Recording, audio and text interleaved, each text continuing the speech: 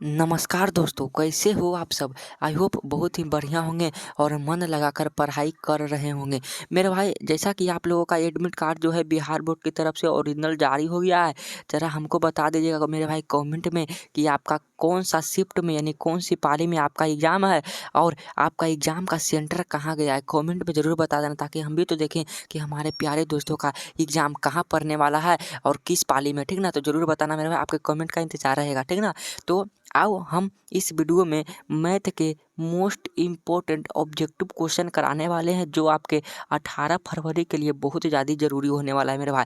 तो इस वीडियो को पूरा देखिएगा और मैं पूरी ऑब्जेक्टिव को समझा दूंगा ताकि यहीं पे याद हो जाए और आपको कहीं जाने की ज़रूरत नहीं है। तो आओ मैं वीडियो की शुरुआत करता हूँ। उससे पहले मैं आपसे एक छोटा सा रिक्वेस्ट करता हूँ कि अगर आप हमारे चैनल पर नए हो तो चैनल को ज़रूर सब्सक्राइब कर लेना और वीडियो अच्छा लगे तो एक लाइक कर देना मेरे भाई। ठीक ना, तो आओ हम वीडियो की शुरुआत करते हैं। यहाँ पे मैथ का है 2025 बोर्ड एग्जाम के लिए ना, तो ठीक है, आओ हम पहले प्रश्न की तरफ बढ़ते हैं। पहला नंबर क्वेश्चन आपके सामने यहाँ पे कह रहा है, तो बिल्कुल ध्यान से क्वेश्चनों को पढ़ना मेरे भाई। ठीक ना, कहता है कि निम्न में कौन परिमेय संख्या है। तो निम्न में कौन है जो परिमेय है। यहाँ पे ऑप्शन ए जो अपरिमेय है, ये ऑप्शन बी भी अपरिमेय है, लेकिन ऑप्शन नंबर सी जो है वह परिमेय संख्या है क्योंकि वन लिखा है √4 का वर्गमूल 2 होता है, यानी 1/2 जो है एक परिमेय संख्या है। सी आंसर बिल्कुल ही सही हो जाएगा। ठीक ना, परिमेय संख्या और अपरिमेय संख्या आपको आना चाहिए। 1 से 2 नंबर हर साल पूछे जाते हैं। यदि एम एक पूर्णांक है तो प्रत्येक विषम पूर्णांक का रूप होता है। देखो, सम शुरू संख्या का व्यापक रूप 2m होता है। अगर इस पर 2 जोड़ देंगे तो भी सम संख्या का होगा, लेकिन जैसे ही विषम संख्या पूछा तो यहाँ पे +1 कर देंगे ना मेरे भाई, तो विषम संख्या का रूप हो जाएगा। तो यहाँ 2m +1 है, ऑप्शन नंबर ए जो बिल्कुल ही सही यहाँ पे हो जाएगा। ठीक ना, अगला क्वेश्चन को पर यहाँ पे कर कि निम्नलिखित में किसका दशमलव प्रसार शांत है। निम्नलिखित में किसका दशमलव प्रसार शांत है, तो याद रख लेना, अगर बट्टा में 2 और 5 मिल जाए तो उसका दशमलव प्रसार 100% शांत होगा। अगर 2 और 5 के अलावा कोई भी एक संख्या आ जाए, जैसे 3 आ जाए, तो उसका दशमलव प्रसार शांत नहीं होगा। तो यहाँ पे करा किसका दशमलव प्रसार शांत है, तो हर का गुणनखंड करें ना, तो यहाँ पे देख लो 80 का अगर गुणनखंड करोगे ना तो यानी कि सी आंसर बिल्कुल सही हो जाएगा। यह शांत समीकरण कहलाएगा। अगला क्वेश्चन है मेरे भाई, कहता है कि रूट 0.87 पर रेकरिंग, ऐसा का मतलब रेकरिंग होगा, जब बूंदा दे देगा वो भी रेकरिंग होता है। तो इसका रेकरिंग, तो इसका मान क्या निकलेगा, तो पहले 87 और जिस पर रेकरिंग नहीं उसको घटाना है तो 8। अब बट जे को रेकरिंग है, जे को 9 दे देना है और जिस पर रेकरिंग नहीं उसको 0 दे देना है। तो 87 - 8, 87 में से 8 गया था, कितना होगा मेरे भाई, तो बताओ। 17 9 और 17, यहाँ पे कितना बचेगा, 79 बचेगा। तो 79/90 जो कि ऑप्शन नंबर सी है, अब बिल्कुल सही है। 79/90 इसका सही आंसर हो जाएगा। अगला क्वेश्चन यहाँ पे कह रहा है मेरे भाई, ध्यान से पढ़िएगा। कहता यदि 540 2x गुने 3y + 5 की पावर z हो तो x + पाई - z का मान क्या होगा। मैंने इसका मान पूछ रहा है, अगर इसका मान कितना रखेंगे ताकि ये इतना बराबर आ जाएगा, तो बैठा लेगा 4 रखते हैं तो 2 के पावर 4 में कितना हो जाएगा, बैठा के देखिएगा। यहाँ पे कर दूंगा तो बहुत लंबा चल जाएगा मेरे भाई। ठीक ना, तो इस ऐसा मान भरिए ना ताकि इसका मान इतना आ जाए, इस पर इतना ऐसा मान भरिए ताकि इसका मान है ना जो इतना आ जाए। ठीक ना, तो आओ अगले प्रश्न को पढ़ते हैं। उम्मीद करना इस 5 नंबर क्वेश्चन का जवाब आप जरूर बताना मेरे भाई। 6 नंबर क्वेश्चन, निम्नलिखित में कौन अपरिमेय संख्या है। तो अपरिमेय संख्या जो होगा मेरे भाई वह √13 गुने √13 जो होगा वो परिमेय होगा। √10 बटे यहाँ पे 100 जो होगा वह अपरिमेय संख्या हो जाएगा कि √10 का वर्गमूल तो नहीं निकलेगा, लेकिन 10 का निकलेगा तो बचा में 10, तो √10 बटे √10, यहाँ पे ऑप्शन नंबर डी बिल्कुल ही सही हो जाएगा। अगला प्रश्न आपके सामने पे करा है, यदि एम और एन 2 अभाज्य संख्याएं हैं तो उनका महत्तम समवर्तक क्या होगा। हमने अभाज्य संख्या यानी 2 है और एक 3 है, तो यहाँ यह ना अभाज्य संख्या जितना भी रहे उसका मसा हमेशा 1 होगा। याद कर लेना, लिख लो, 1 होता है अभाज्य संख्या का मसा। यहाँ पे करा दो संख्याओं का गुणनफल 2366 हो एवं उसका लघु समापवर्ती यानी कि एलसीएम 182 हो तो महत्तम क्या होगा। तो यहाँ पे पहली संख्या गुने एलसीएम का मान दिया हुआ है कितना, 182, और एचसीएफ पूछ रहा था, एचसीएफ हमको नहीं मालूम है, और दोनों संख्या का गुणनफल कितना है 2366। तो यहाँ पे भागा चल जाएगा, 182 नीचे आ जाएगा यहाँ पे, तो एलसीएम एचसीएफ यहाँ निकल जाएगा ना, एचसीएफ तो कितनी बार में कटेगा, जरा देखो तो ध्यान से देखो कितनी बार में कटेगा यहाँ पे। तो ऑप्शन नंबर यहाँ पे कौन होगा मेरे भाई 23।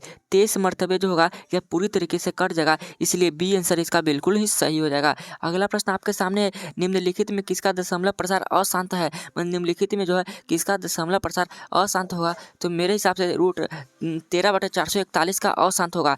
यदि p बराबर a के पावर b क्यू और a के पावर 4b, तो p धनात्मक है तो अभाज्य संख्या हो तो p q का लघु यहाँ पे करा। देखो ध्यान करो, यदि p बराबर a b q और तथा q बराबर 1 के पावर 4b, जहाँ p और q धनात्मक पूर्णांक है तो ये भी आभाज्य संख्या है, तो p और q का लघुत्तम समवर्त क्या होगा। तो लघुत्तम माने सबसे ज़्यादा वाला लिवाता है, मान सबसे ज़्यादा वाला। तो एक a में और a के पावर 4 में सबसे ज़्यादा कौन होता है, a के पावर 4, और b में और b के पावर 3 में सबसे ज़्यादा कौन है, b के पावर 3। तो ये और b के a के पावर 4 और b के पावर 3, सी आंसर बिल्कुल सही हो जाएगा। मोस्ट इंपॉर्टेंट क्वेश्चन ये सब होता है मेरे भाई, ठीक है ना। सब क्वेश्चन को याद कर। निम्नलिखित में कौन युग्म अभाज्य है, मान जिस संख्या का HCF, जिस संख्या का HCF 1 निकले हुआ क्या कहलाएगा, सग युग्म सह अभाज्य कहलाएगा। तो रूट 9 का देख लीजिएगा, 1 निकलेगा उसका अभाज्य 1 मस्ता निकलेगा।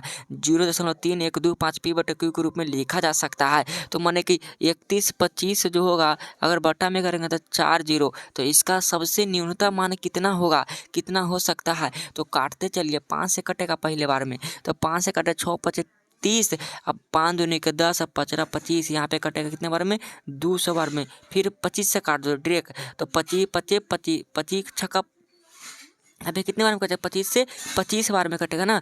25 से कितने बार में कटेगा, 25 बार में कटेगा। और यहाँ पे ये 25 से कितने बार में कटेगा, तो 25 8 200, यानी कि 25/8 आ गया है। तो 25/8 जो कि ऑप्शन में नहीं यहाँ पे दिया हुआ, कहाँ पे होगा, ऑप्शन नंबर ए हो जाएगा। यहाँ पे 25 लिख लो, 25/8 ही होगा। अगला प्रश्न करा, निम्नलिखित में कौन सा बहुपद है, निम्नलिखित में कौन है जो बहुपद का रूप है। तो यहाँ पे देख लो, रूट ये तो बहुपद नहीं होगा, रूट में है, ये भी बहुपद नहीं होगा, ये भी बहुपद नहीं होगा, लेकिन ये जो है बहुपद का रूप करता है। कहता है बहुपद x के पावर x + 3 का होल स्क्वायर, x³ - 8 का घात क्या है। तो इसका x स्क्वायर और गुना करते x के पावर 5 हो जाएगा। बी आंसर बिल्कुल सही, एकदम डायरेक्ट ऑप्शन देख लिए और उसका आंसर बता दीजिए। बहुपद 2x² - 6 के शून्यक हैं, तो 2x² - 6 के शून्यक पूछ रहे हैं बराबर 0, 2x² बराबर 6, और बटा में गया कट जाएगा 3 मरतबे, यानी x बराबर +-3, रूट में जाएगा, रूट न +-3, रूट अंडर यहाँ पे +-3 होगा। ऑप्शन नंबर ए बिल्कुल ही सही हो जाएगा मेरे भाई, ठीक है। यदि p(x) 2x² - 8x - 12 हो तो p, 2 का मान क्या होगा, माने जहाँ जहाँ x है ना वहाँ 2 भरो, तो 2 गुने 2 का स्क्वायर 4 -8 गुने 2 -12, तो 8 - 16 - 12, यानी कि इसका मान 28। 8 में से 28 गया तो माइनस का 20, ऑप्शन नंबर बी बिल्कुल सही हो जाएगा, ठीक है। कह रहा है यहाँ पे कि 0 - 2,5 वाले बहुपदों की संख्या होगी, तो यहाँ पे बहुपदों की संख्या क्या होगी, अनगिनत हो जाएगी। यदि बहुपद px 5x² + 7x - 12 हो तो अल्फा और बीटा हो, तो 5 × अल्फा + बीटा का मान क्या होगा, तो अल्फा + बीटा का फॉर्मूला होता है -b/a, तो -b का मान -7, a का मान 5, अब 5 से 5 कटे जाएगा तो -7 आंसर सही हो जाएगा। अगला प्रश्न मेरे भाई 20 नंबर का रहा, यदि अल्फा बीटा गामा त्रिघात बहुपद ax³ + bx² + cx + d के शून्य को हो तो अल्फा × बीटा × गामा का मान क्या होगा। तो अल्फा × बीटा × गामा का मान होता है मेरे भाई -d/a होता है, तो -d/a ऑप्शन नंबर डी भी हो जाएगा, ठीक है। यदि रेखाएं 5x + 5y = 6, 15x + 9 बराबर, तो समानांतर हो तो p का मान क्या होगा। समानांतर होता है a1/a2, यानी 5/15 बराबर है p/9, लेकिन बराबर नहीं है 6/12 के, ठीक है ना। तो इस समानांतर है तो इसका मान पूछ रहा है p का मान, तो p का मान निकालिए 12p 9 छक्के 54, तो इससे तो सही आंसर नहीं निकलेगा ना। यहाँ पे 12p नीचे जाएगा तो कटेगा, यहाँ पे 3 से कटेगा ना, 4 मरतबे कटेगा, ये कितने बार में कटेगा, तो मेरे भाई एक में 3 और यहाँ पे 2 और 18 बार में, और यहाँ से कटेगा 2 बार में, यहाँ से कटेगा 9 बार में, 9/2 जो कि ऑप्शन में नहीं है। तो यहाँ पे इससे गुना करो, इस वाला से, तो तुम कर लो। यहाँ पे है 15p बराबर 15, 9 × 5 = 45, 1 बराबर 3 हो जाएगा, ठीक है ना। इससे करने पर आंसर आ जाता है, तो सही आंसर ये हो जाएगा। अगला प्रश्न, यदि 2 चौरों में दो रैखिक समीकरण के आलेख प्रतिच्छेदी रेखाएं हैं तो सिर्फ हलों की संख्या कितनी होगी, तो सिर्फ एक और केवल एक ही होते हैं, ठीक है। अगला क्वेश्चन को पढ़ो मेरे भाई, करा कि यदि समीकरण A X square plus B X plus C बराबर 0, ए कमा ए नॉट इक्वल टू 0 तो मूल समान हो तो सी का मान क्या होगा, तो -b/2 ये होता है मूल समान होने पर। ठीक है, अगला क्वेश्चन करा कि निम्नलिखित में कौन द्विघात समीकरण नहीं है, मैंने कौन द्विघात समीकरण नहीं होगा, निम्न में कौन है जो द्विघात समीकरण नहीं होगा। यहाँ पे एक्स स्क्वायर हो जाएगा, यहाँ पे एक्स स्क्वायर तो है, देखो यहाँ पे एक्स स्क्वायर 3 ये तो द्विघात समीकरण है, और ये भी, लेकिन ये नहीं होगा, देखो ये भी द्विघात समीकरण है मेरे भाई, ठीक है ना, ये भी द्विघात समीकरण है। यहाँ पे एक्स स्क्वायर ये भी है, लेकिन यहाँ पे ये वाला जो है द्विघात समीकरण नहीं होगा।